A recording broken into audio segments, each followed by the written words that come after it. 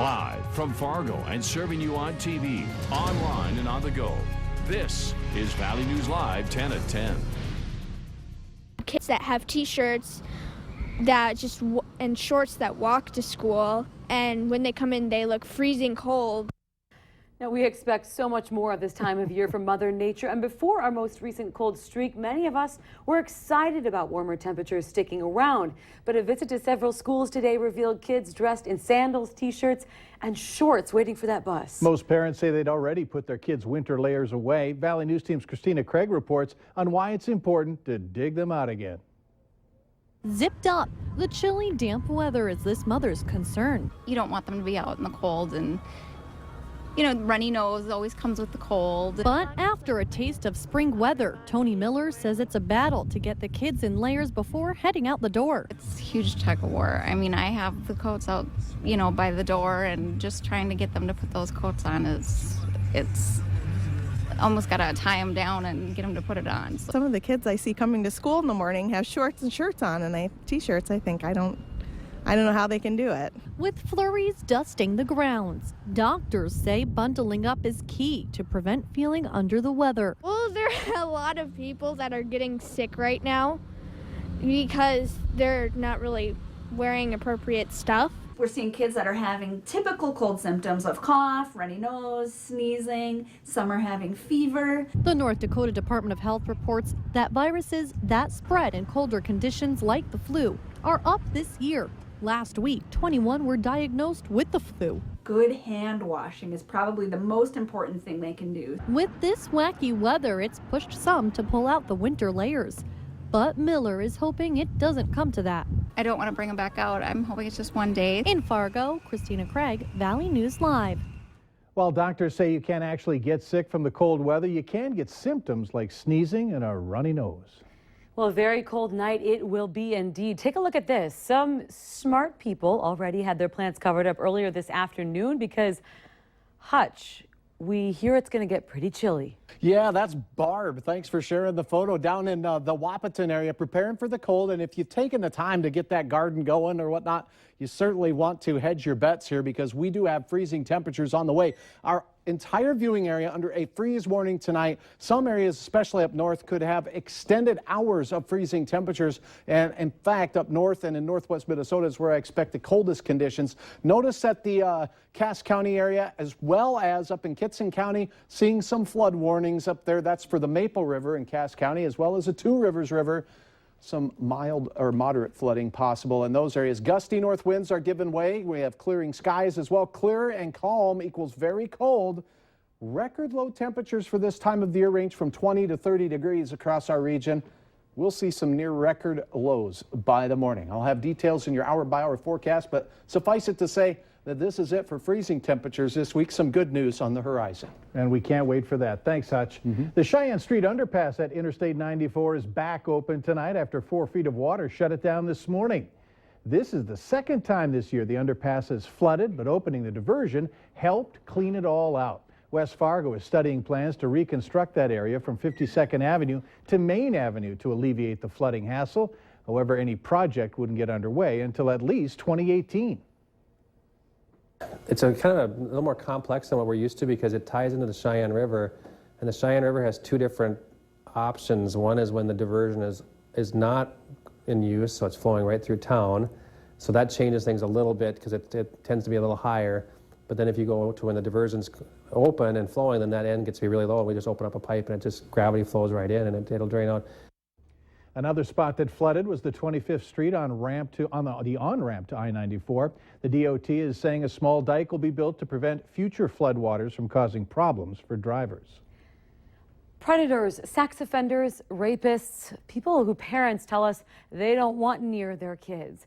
Tens of thousands of men and women are arrested for sexual assault each year. But experts tell us there are a lot of misconceptions when it comes to the people committing these sex crimes. And what you don't know about them could be making you more vulnerable. Valley News Team's crime and safety reporter Nicole Johnson shows us some common myths.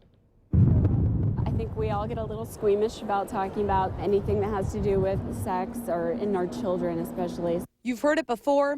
Watch out for strangers. Do you tell your kids not to talk to strangers? We've talked about it some. Strangers are the biggest threat to your kids. Fact or myth? Your child is probably statistically more at risk of being abused at a family reunion than they are from a stranger in the park. Research shows it's a myth. Only 7% of kids were sexually assaulted by strangers, according to the Bureau of Justice. The majority of attackers are family members or friends. Does that concern you? It definitely does. You always want to leave your child in the care of someone that you trust. Is it a fact or myth?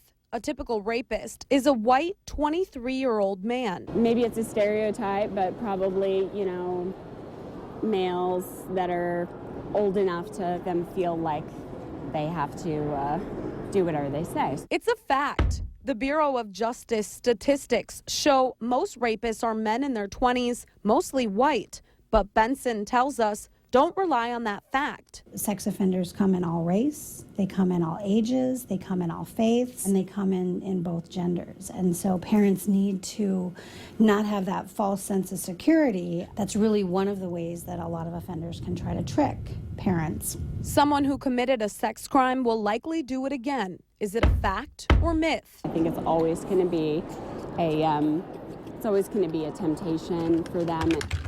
Experts say it's a myth.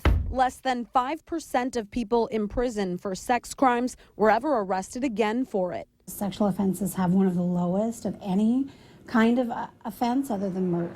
Although some parents tell us they don't care about the numbers. It's about feeling safe. I like to be aware of where sex offenders are, and I definitely think about that, like Halloween and stuff. Nicole Johnson, Valley News Live. Benson adds the community needs to take some responsibility. She says providing jobs to sex offenders, allowing them to have a stable housing situation, and good treatment makes them less likely to reoffend. If you're interested in more facts and myths, log onto our website, valleynewslive.com, and click on this story. Now, coming up tomorrow on Valley News Live 10 at 10, we're setting out to see if sex offenders actually live where they say they do, how Fargo police keep track of offenders, and how it impacts the safety of our community. Now a story you'll only see on Valley News Live. A college student renting from Goldmark came home to find thousands of dollars of her stuff in the trash and someone's car parked in her garage. She was moving from Grand Forks to Wyoming. While coming back for her second load of stuff, she found her stuff in the dumpster, and the apartment caretaker's brother's car was in her garage. We assume it's the caretakers. We don't know for sure who it was, but it is Goldmark's representative for the building. And at what point, like if that's the building's representative, why isn't Goldmark going to do anything about it? They're saying they're going to try to help Jerica as much as they can, but I mean, really, they're saying it's up to her to fight the people who moved her stuff. Now, the CEO of Goldmark says if an employee is responsible, that person will be fired. However, if the person who did it is not affiliated with Goldmark, he will pay for an attorney to help. Well, if you ever need help uncovering fraud or corruption or any issue in your community, call our whistleblower hotline at 701-237-6576 and leave your tip. CNN is reporting tonight that a memo has gone out to law enforcement in the wake of Sunday's shooting, warning officers that members of the Bandidos and Cossacks motorcycle gangs reportedly had been instructed to arm themselves and travel to North Texas. Yesterday's biker brawl in Waco, Texas left 9 dead, nearly 200 arrested. Here at home, Cass County Sheriff Paul Laney says the brawl did not surprise him, but shows the public what they're dealing with. Luck favors the prepared, and that's exactly what this is. We don't go out and try to get lucky in doing this. We're prepared to deal with it, and we prepare ourselves to deal with it. Sheriff Laney says the bike gangs in our area consists of Sons of Silence and Hell's Angels. Laney adds that 99% of motorcyclists are not gang affiliated, just 1%. Sheriff Laney says he doesn't want people to live in fear. You can help by reporting suspicious activity to authorities. A sign of reassurance for parents and their kids involved in Moorhead Special Olympics after Moorhead Public Schools almost cut their support from the organization.